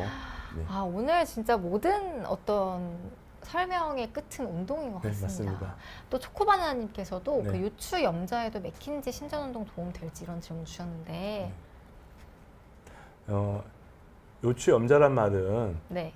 최근에 다쳤다 말씀이거든요. 그래서 처음에 이제 그 염자를 허리가 아픈 상태에서는 운동을 하지 않고 좀 쉬는 게 좋습니다. 아, 네네. 네, 아무리 휴식이 좀 필요하다. 아무리 좋은 운동이라도 내가 네. 그것을 했을 때 통증이 있으면 뭔가 문제가 있는 거거든요. 네네네. 맥킨지 운동이 아무리 좋아도 내가 맥킨지 운동을 했을 때 허리가 아프면 네네네. 그러니까 운동을 너무 안 해서 아픈 경우 말고 네네네. 처음엔 당연히 좀 뻐근하죠. 근데 그거 말고 그 이상의 통증이 왔을 때는 안 하는 게 좋습니다. 아, 이럴 때는 조금 쉬는 게 좋다. 네. 라는 말씀 네. 주셨습니다. 오, 지금 푸파가 행복님께서 너무 유익했다고, 고정으로 나와달라고 이런 말씀도 주셨습니다. 덥다고 네. 해서 선풍기 틀어주시니까 제가 또 다시 힘이 나셔가지고. 힘이 났습니다. 그렇군요. 감사합니다. 좋은 처음부터 말씀도 들었어야 됐는데. 좋은 말씀 해주시니까 이제 또 힘이 나는 것 같습니다. 아유, 감사합니다. 지금 말씀 나누다 보니까 시간이 벌써 다 됐습니다, 교수님. 아, 오늘 정말 질문도 많이 주시고 여러분들과 이제 소통하면서 아주 저도 재밌게 방송을 했는데요. 이제 슬슬 마지막 질문 좀 드려볼게요. 교수님께서 지금 정말 진료도 열심히 보시고 작년에 휴가를 하루도 안 쓰실 정도로 바쁘게 이제 연구도 하시고 수술도 하시고 여러 가지 일들을 하시고 심지어 비욘디 방송까지 이렇게 해주고 계신데 좀 앞으로의 어떤 꿈이나 그런 계획이 있으시다면 어떤 건지 궁금합니다. 일단은 이제 뭐 제가 의사로서 이제 척추를 전공하고 있기 때문에 지금 저희 척추센터 네. 우리나라에서 처음 생긴 척추센터입니다. 아, 어, 네네. 97년도에 생겼는데 그 당시에 이제 석세일 교수님이라고 서울대학교 정년퇴임 하시고 97년 2월 달에 97년 3월에 저희 병원 오시면서 정년퇴임 하시고 오시면서 65세에 오, 네네네. 척추센터를 세우셨습니다. 아, 지금은 모든 병원에 뭐 무슨 척추센터, 암센터 다 있지만 네. 그때는 국내 처음이었거든요. 네. 그렇게 생긴 그리고 또 그 이후에 석세일 교수님께서 또 세계적으로 유명한 업적을 많이 남기셔가지고 네. 외국에서 내노라는 척추 의사들은 저희 병원 다 왔습니다. 지금 또 센터장을 맡고 계시잖아요. 네. 맞죠? 네, 네. 그래서 그리고 석세일 교수님뿐만 아니라 지금 CM 병원에 계신 김진혁 교수님 여기 비욘디도 때 출연하셨는데요. 그 선생님도 그 교수님도 제 스승이신데 계시고 이렇게 해서 많은 훌륭한 분들이 상계병 척추센터를 만들어 놓으셨습니다. 아, 그렇군요. 그래서 제가 이제 센터장을 지금 맡고 있으니까 네. 그분들께서 이제 스승님들께서 만들어 놓으신 그 업적을 네. 잘 누가되지 않도록 일단은 잘 하고 싶고 또 두 번째로는 이제 훌륭한 제자를 좀 척추하고자 하는 사람들이 있으면 양성을 또 이제 하고 싶은 게 또 욕심입니다. 아, 그렇군요. 그리고 궁극적으로는 결국은 저희가 연구를 하고 논문을 쓰고 하는 이유가 이렇게 척추 때문에 고통받는 환자들에게 조금이라도 도움이 될 수 있는 게 최고의 목적이기 때문에 열심히 노력해서 네. 척추 질환으로 고통받는 그런 분들께 희망과 저희가 좀 미약하나마 도움이 되고 싶습니다. 아, 그렇군요. 아, 네. 상계백병원에서 이 척추센터가 처음 생겼다는 건 저도 처음 알았는데 네. 정말 그 명성을 지금 유지하기 위해서 많은 노력을 또 하고 계시다고 하니까요. 네. 저희도 응원하겠습니다. 오늘 정말 100분 동안 유익한 시간 만들어주셔서 너무너무 감사드리고요. 고수진님께서 벌써 100분이 흘렀다. 인상 깊은 방송이었다라고 말씀 주셨는데 시청해주시고 또 응원해주시고 댓글 남겨주신 분들 너무너무 한 분 한 분 너무 소중하고 너무너무 감사하다는 말씀 드리면서 이렇게 인사를 드리겠습니다. 오늘 출연해주신 교수님 그리고 네. 시청해주신 여러분 모두 감사합니다. 여러분 감사합니다. 네, 감사합니다.